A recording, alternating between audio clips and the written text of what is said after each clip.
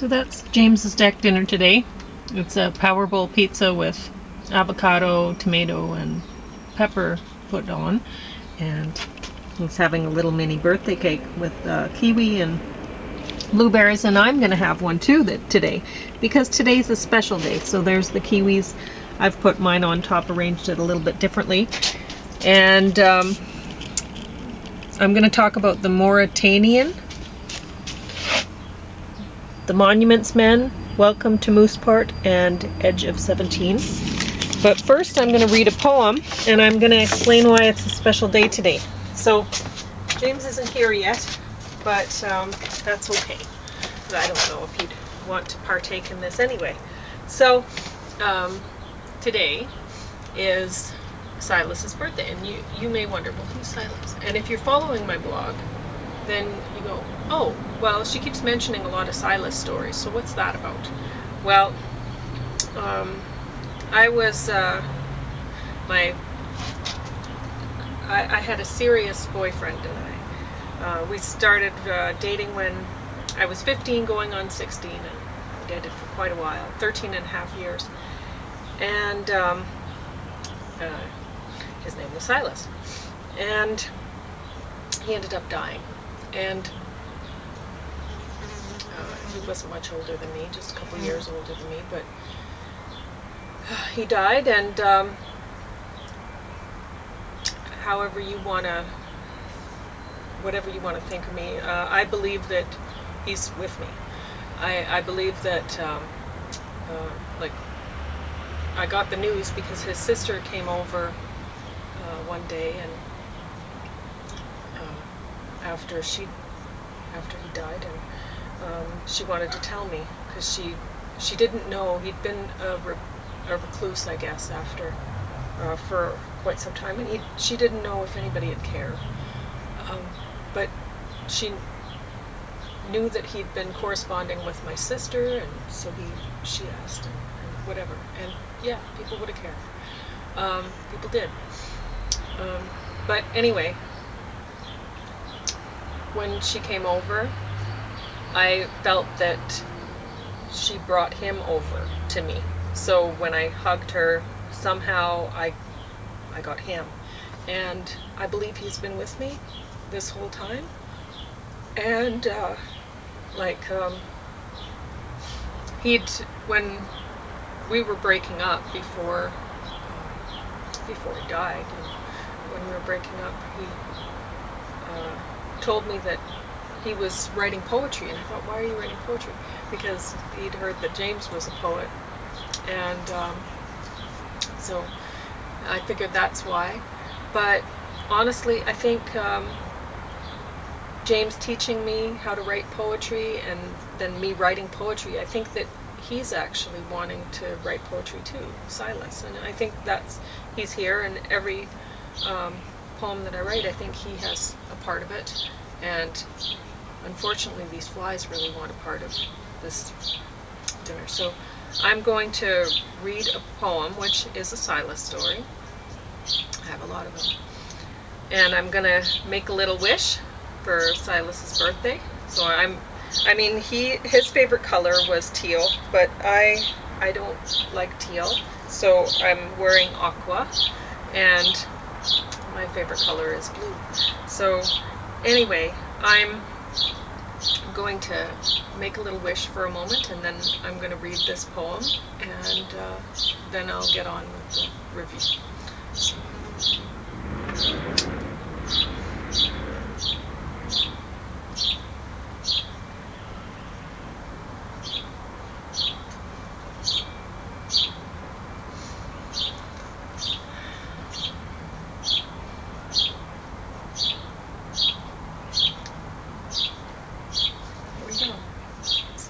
Happy birthday, Silas. And let's read the poem to him. So, it's called Freesia, and I wrote it February 22nd, 2024. Si's favorite blooms were Freesia, and his favorite color teal. They weren't my favorites, understand, and yet I always feel true joy when I see either one, the color or the bloom. The blooms especially are fun. They brighten up the room with fresh, exotic shapes and hues, and truly smell divine. They're not the flower I would choose. My bloom's the passion vine. There's one that smells like incense in a gentle lilac hue that's great. That bloom has always been my favorite of the two. Cut freesia blooms all quickly die, and aren't ones I can dry to save, yet when I see them, I will always think of Cy. So, that's my poem for him. And I know this is going to be wonderful, but I'm going to try to wait until I've done this to enjoy it. But I will enjoy that. So I'll tell you about my last birthday. Silas hadn't known, after 13 and a half years, he hadn't known when what my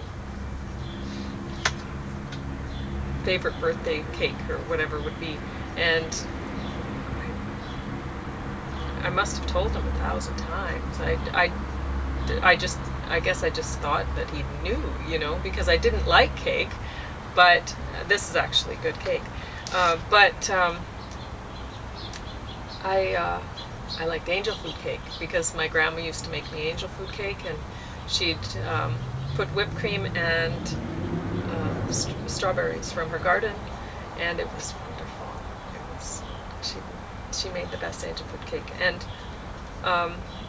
honestly, you can get pretty good angel food cake from many stores, grocery stores, but I've tried some and some are not good, and I don't know why. It's not something that you can store, I suppose. So when they make something that they have to try to preserve or whatever to ship, then it doesn't work. So, but the stores that make them in store, they often do a good job. So anyway, he tried to make me angel food cake, and it was a mistake, a big mistake. But it didn't work out. I mean, I don't have air conditioning in the house, so baking in the summer, in the heat of summer, is not very good, because then I came home from work and I was working outdoors. I worked outdoors as a horticulture laborer. Well, I was a gardener, but I actually did the labor. So anyway, I had trouble sleeping anyway, and the heat. So, but anyway, I'm very thankful that he tried. I guess it's the thought that counts, right? So anyway, the Mauritanian. I'm going to talk about this. It's a Golden Globe Award winner, and I'll read what I wrote for my notes. It's about the whole Guantanamo thing, and this guy, anyway, he wrote, it's based on Mohamedou Ould Slahi's memoir, Guantanamo Diary, and the Wasp's liking that one. I don't know why. Maybe he's interested in avocado. Anyway, so Mohamedou Ould Slahi made a touching speech to the court about fear, which added a great touch to his defense, but was obviously just marketing. He played to his audience. He belonged to an organization that controls by fear. Am I speaking about the terrorist organization led by Osama bin Laden, the organization that phoned this Mauritanian on Osama bin Laden's personal sat phone and then awarded this Mauritanian $5,000? Or am I speaking of the religion of Islam that rules by fear? At the end of this movie, we get to read about related events that followed this story. We didn't get to find out about what this Mauritanian did for the $5,000 he was paid. We didn't get to find out about the wife and child he'd had before he became famous in Guantanamo by writing his best-selling memoir, Guantanamo Diary. Did he divorce his wife to marry the lawyer? And I gather in his religion, it's just saying, I divorce you 3 times and that's done, right? So did she get any sort of compensation? I mean, he became wealthy. Anyway, And after that, I mean, we did find out that he married a lawyer. So that's a bit interesting, isn't it? Does the Mauritanian singing along to a Bob Dylan song at the end make him an American hero promoting American ideals of freedom? Or is this disgusting marketing? So I'll let you decide. It's certainly worth watching. The Monuments Men. So this is about a bunch of people who are, it's based on a true story of the greatest treasure hunt in history, and it is pretty interesting how the treasures were hidden. And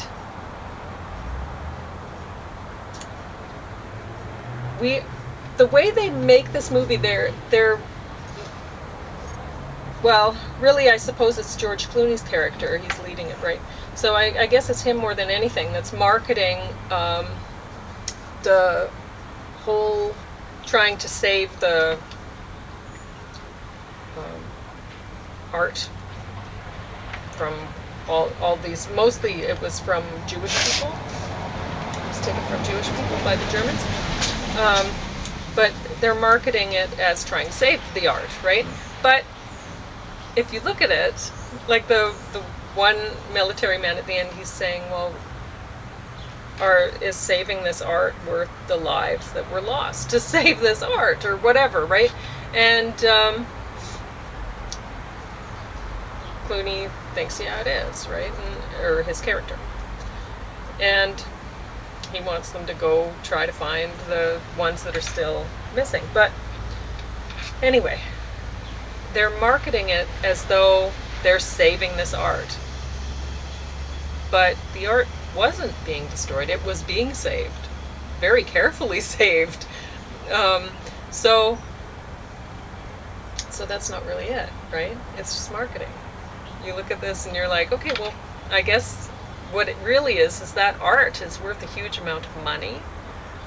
Is it, giving, you can look at it as, well, you're giving it back to who it belongs to, but a lot of the time those people are gone. So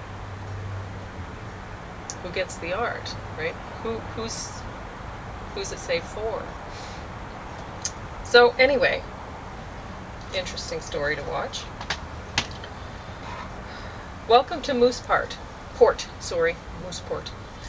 What I like the most about this is the inside thing that lists the track and stuff on the other side, but it looks like a postcard. It's cute. And I remember when you probably remember too, that show Everybody Loves Raymond, starring Ray Romano. And I thought, who loves him? Nobody loves him. You're trying to market him as being lovable and everyone loves him. Oh, okay, well, I will too, or whatever. But no, I really don't think anybody did. And so there's just more marketing. But I will say that I didn't hate this movie. It was interesting enough.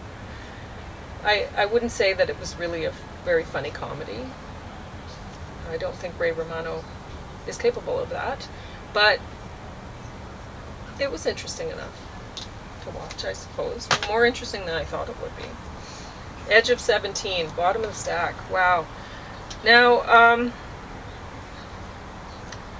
there was one woman in here that I recognized her from something. I think, was she in Orange is the New Black or something? I can't remember. But anyway, boy, oh boy. When I see these, so this is a movie about a 17-year-old gay man, or gay boy, I suppose, young man, who's, I guess he'd be young adult. Everybody's trying to market teens as young adults now, which is interesting on its own, right? But because they're children. But anyway, so it's about his, it's a coming of age story, I guess. And It's set in the summer of 1984, and he's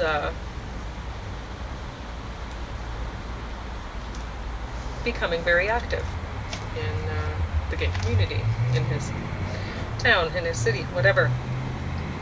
And I don't know, is this a good thing to be marketing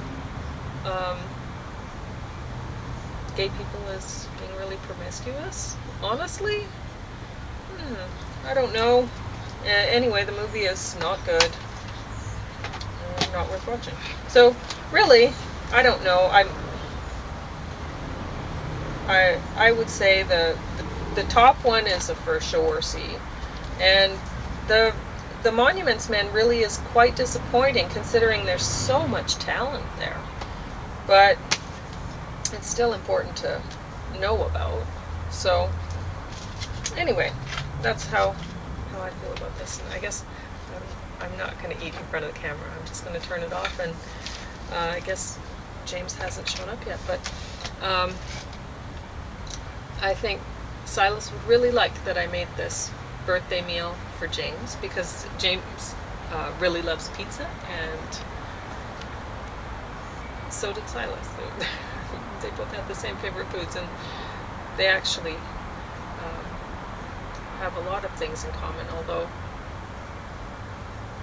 I find James easier to get along with for the most part. So anyway, but you know, that's just some people get along better than others, or whatever. So yeah, James had told me that he had a dream recently about Silas. Silas was in his dream, and Silas was friendly, and he wanted to shake James's hand, and James was worried about getting COVID or something, so he didn't want to do it. But I thought, you know, that's like, I believe that our loved ones who've passed on come to us in our dreams, and I've never had them able to speak to me before. They don't seem to be able to, but